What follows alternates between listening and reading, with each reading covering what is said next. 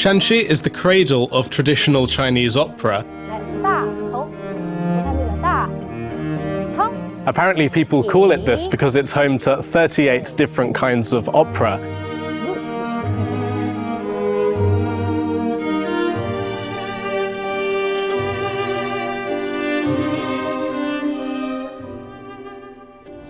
It's one of around 3,500 ancient stages here in Shanxi province, which is the most in China. I'm here because I heard that stage area took about 3 years to be built.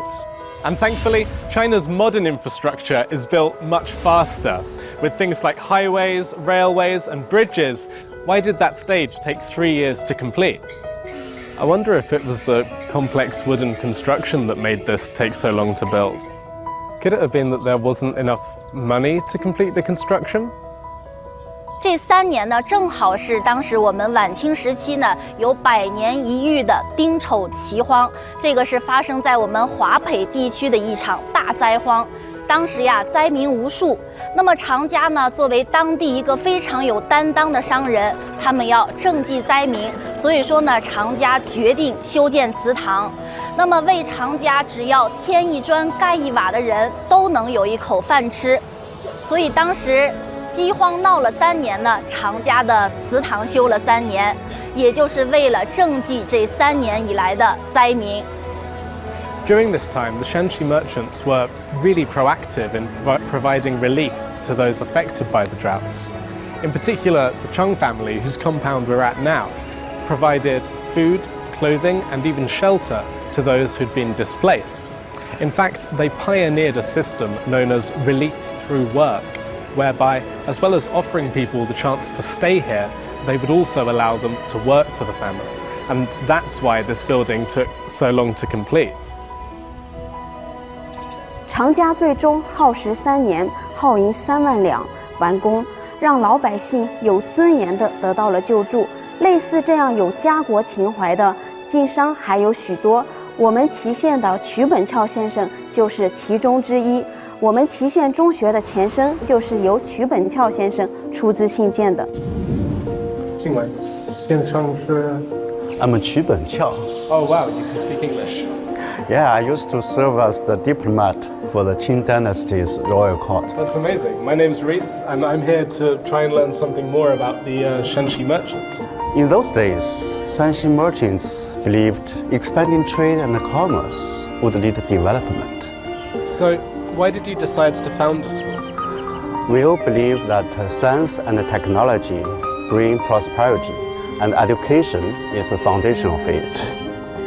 Cultivating people's ability takes a long time, and the school is the place to do it. To invest in education is the common wish of many Shanxi merchants. Shanxi merchants like Chu Benqiao didn't only invest in education and infrastructure, they also advocated for the belief that industrialization is necessary to build a strong country.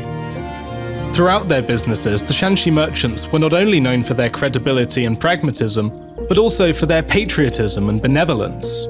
They possessed a strong sense of mission that enabled them to do what they could for both the country and the people. So, what does it take to become a Shanxi merchant? That's a good question.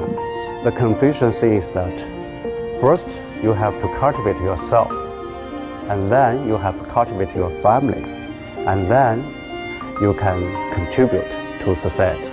This way, you can serve others. So being a Shanxi merchant isn't only about making money for yourself and pursuing your own profits. It's actually about serving others and helping the wider society. Oh, sure.